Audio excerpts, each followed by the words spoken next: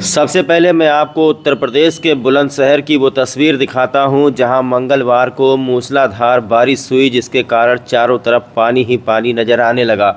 इस तरीके से सैलाब आ गया कि मोटरसाइकिलें उसमें डूबने लगी, कार लगभग आधा डूब गई, लोगों का चलना मुश्किल हो गया। बरसात काफ़ी देर तक हुई, पूरे नगर पालिका की पोल खुल गई। दृश्य आप देख सकते हैं किस तरीके से बरसात हुई है। और इसी बारिश बरसात के बीच में एक ऐसा कांड हो गया, एक ऐसा हादसा हो गया, इतना दर्दनाक हादसा आप उसे कह सकते हैं, जिसने पूरे बुलंदशहर को ही हिला कर रख दिया। यहाँ तक कि पूरे उत्तर प्रदेश को हिला कर के रख दिया। उत्तर प्रदेश की नज़रें इस वक्त बुलंदशहर पर टिकी हुई हैं। ये नज़ारा देखिए, चारों तरफ जो इलाका है, ये नगर पालिका है जो पूरी तरीके से समंदर में तब्दील हो चुका है। चारों तरफ पानी की सफ़ेद चादर बिछी हुई है, किसी को कुछ दिखाई नहीं पड़ रहा है। यही वक्त था कि खूब तेज़ बरसात हो रही थी, चारों तरफ लबालब पानी भरा हुआ था। तभी आपको बता दें कि एक स्कूल में छुट्टी होती है, जिसमें छोटे छोटे बच्चों को अपने घर जाने के लिए कह दिया जाता है। ये सरासर लापरवाही स्कूल प्रबंधन की है। हालांकि स्कूल प्रबंधन के ऊपर मुकदमा दर्ज किया जा चुका है। 25 घंटे का वक्त बीत चुका है, अभी तक कक्षा 4 की छात्रा चारू कश्यप की लाश कहीं से बरामद नहीं हो पाई है। पुलिस के आगे एक बहुत बड़ी चुनौती है, क्योंकि आम तौर पर अगर बच्ची किसी नदी नाला में गिरी होती, कहने का मतलब किसी नहर में या नदी में या गड्ढे तालाब में गिरी होती, तो एसडीआरएफ की टीम वगैरह जो है वो रबड़ बोट लगा करके, गोताखोर लगा करके ढूंढ लेती। लेकिन सबसे बड़ी चुनौती, सबसे बड़ा मुश्किल ये है कि लड़की गटर में गिरी है। जो नगर पालिका में नाला बना हुआ है, नाले सब उपनाए हुए थे, सड़क के किनारे जो नाला बना होता है, अब ऊपर वाले जाने कि उस नाले का कनेक्शन आखिरकार कहाँ कहाँ गया है। पूरे शहर से होकर के नाला गुजरता है, उसके बाद नदी में और बड़े नालों में जा कर के मिलता है, गड्ढों में, तालाब में जा कर के मिलता है। तो स्कूल से बच्ची लौट रही थी, चारों तरफ पानी भरा हुआ था। एक दुकान के किनारे वो एक पटिया पर, फर्श पर, जो नाले के ऊपर सीमेंट का फर्श बना होता है, वहीं पर खड़ी हुई थी। बीच में कहीं नाला टूटा हुआ था। देखते ही देखते बच्ची नाले में समा गई और इतनी तेज़ बरसात हो रही थी, इतना चारों तरफ जल भराव था कि उस बच्ची का तुरंत कहीं पता नहीं लगा। एक तरफ से देखा जाए तो पूरे इलाके का नाला 4-5 जेसीबी लगा करके खोदा जा रहा है। लेकिन हैरान कर देने वाली बात यह है कि पुलिस को इस बार ऐसी चुनौती मिली है। देखिए, हर कोई व्यक्ति परेशान है। अभी आपने पार्ट 1 में देखा, जब कल घटना हुई थी, 25-26 घंटे का वक्त बीत चुका है। यूँ आप कह सकते हैं कि 30 घंटे का वक्त बीत चुका है। पूरे शहर के लोग नाले को हर जगह से खोद रहे हैं। इस तरीके से तो बाद में नाला बनाना भी मुश्किल पड़ जाएगा। लेकिन सबसे बड़ा ऑपरेशन यहाँ पर चारू कश्यप को ढूंढने के लिए हो रहा है। आखिरकार वो छोटी सी मासूम बच्ची किस नाले में, कहाँ जा कर के फंसी होगी। आप लोग अंदाज़ा लगा कर के देखिए, आपके क्षेत्र में भी नाला होगा और वो नाला कहाँ से गुजर करके कहाँ जाता है। और जब इतनी तेज़ी से पानी बरसात हो रहा था, जब चारों तरफ जल भराव था, चारों तरफ पानी भरा हुआ था, तो वो बच्ची जब नाले में समा गई, ये बारिश उस बच्ची के लिए काल बन गई। मात्र कक्षा 4 की छात्रा, 10-11 साल की बिटिया, नगर पालिका के विकास कार्यों की पोल खुलता हुआ नज़र आ रहा है। एक मासूम बच्ची को इस बरसात ने निगल लिया। जहां पर भी अधिकारियों को, नगर पालिका के लोगों को, एसडीआरएफ को, यहां तक कि अब पीएससी को भी लगाया गया है, जहां पर भी नाले का एग्जिट है, जहां पर नाला शुरू होता है, ख़त्म होता है, वहां पर एसडीआरएफ की रबड़ बोट की टीम लगा करके गोताखोर तलाश कर रहे हैं। ये नाला आ करके एक सिरे से यहाँ गिरता है, इस तालाब में। ये जो पहाड़ी नाला दिख रहा है, यहाँ पर एसडीआरएफ की टीम लगा करके, पूरी टीम यहाँ पर, आपको बता दें कि कम से कम 3 दर्जन से अधिक रेस्क्यू करने वाले जवान यहाँ पर मौजूद हैं। रबड़ बोट लगा करके कक्षा 4 में पढ़ने वाली 10 साल की मासूम छात्रा चारू कश्यप को तलाश किया जा रहा है। लगभग 30 घंटे का वक्त बीत चुका है।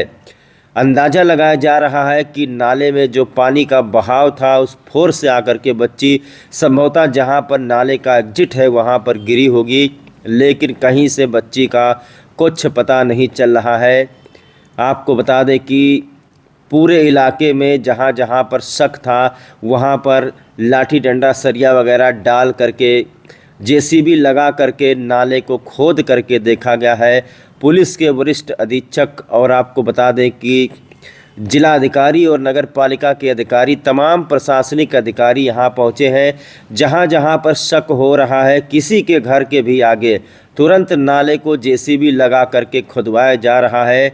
एक 10 साल की मासूम छात्रा की लाश की तलाश की जा रही है।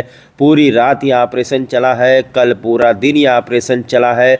अब चूँकि बरसात थम चुकी है, बरसात का पानी एक जगह जा कर के जमा हो गया है, तो कहीं ना कहीं शहर के लोग और प्रशासनिक अधिकारी, रेस्क्यू टीम ये अंदाज़ा लगा रहे हैं कि शायद यही नदी नाला जो नहर है यहाँ पर के नाले का पानी गिरता है तो संभवतः यहाँ पर बॉडी मिल जाए, लेकिन पुलिस वालों को 30 घंटे में कोई सफलता नहीं मिली है। बहुत ही दुखद और बहुत ही हैरान कर देने वाली घटना ये बुलंदशहर से सामने आ रही है। एक तरफ से कहा जाए तो बुलंदशहर के पुलिस को और प्रशासनिक अधिकारियों को, रेस्क्यू टीम को एक चुनौती भरा हुआ काम मिला है। सबका मकसद यही है कि मासूम बच्ची को तलाश किया जाए कि उसकी बॉडी आखिरकार कहाँ है। सबसे बड़ी लापरवाही, जैसा कि मैंने कल बताया था कि सबसे बड़ी लापरवाही स्कूल प्रबंधन का है। स्कूल वाले खुद ही देख रहे थे कितनी तेज़ बरसात हुई है कि पूरे इलाके में चारों तरफ पानी भरा हुआ है। ये देखिए किस तरीके से 10 फीट की दूरी पर तलाश किया जा रहा है, 10 फीट की।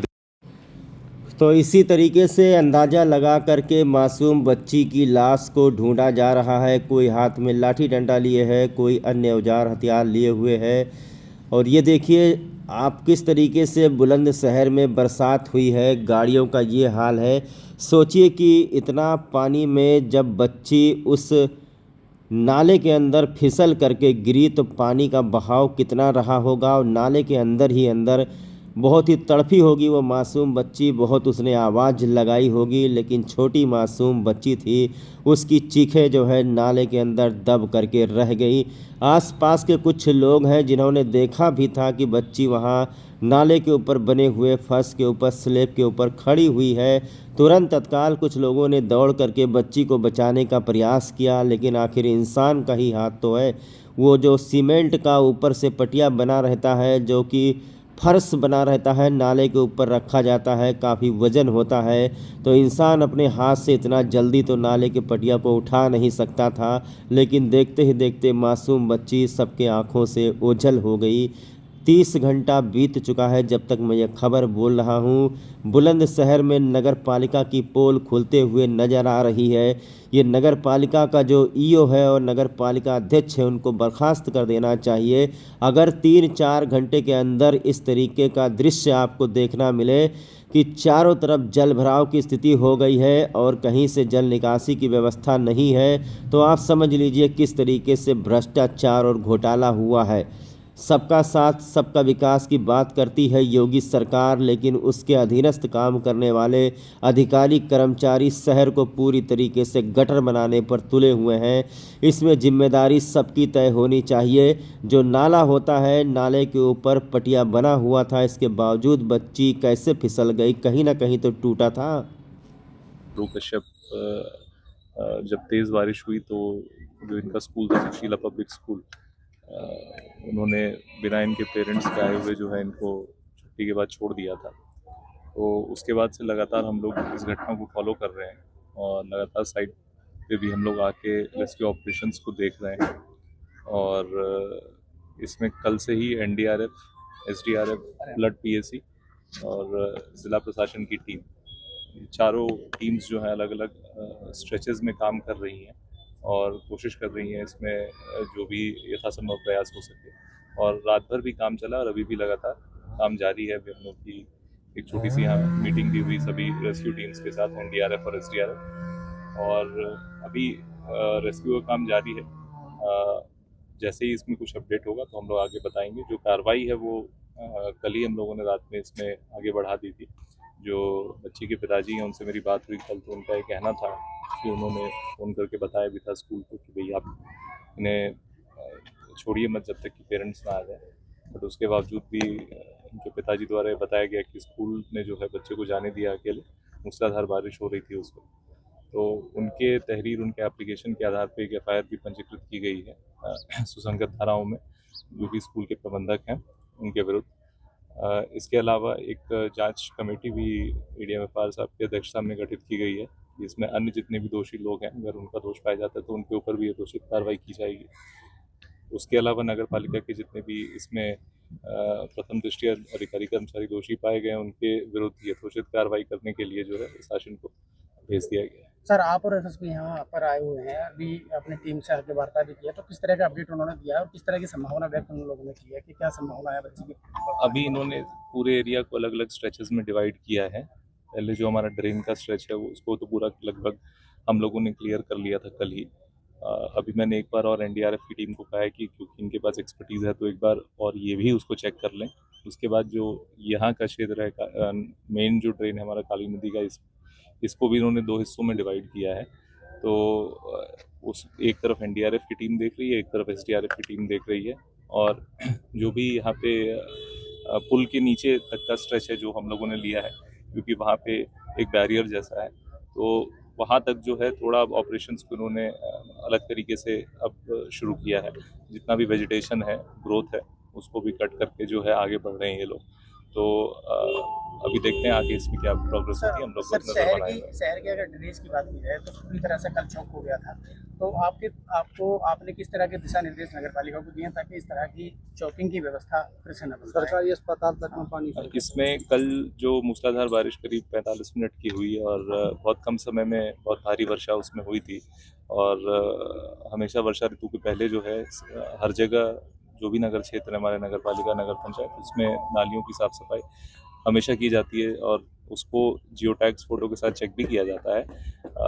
इसमें पर्टिकुलर इशू में जो भी लोग इसमें दोषी हैं, चाहे कई बार ये होता है कि उसके पीछे दुकानदार जो हैं या जो भी वहाँ के लोकल नगर पालिका के कर्मचारी या अधिकारी हैं, इसी के लिए हम लोगों ने जांच कमेटी गठित की है कि इसमें जो भी दोषी हैं वो सामने आए और उनके विरुद्ध जो है यथोचित कार्रवाई की जा सके।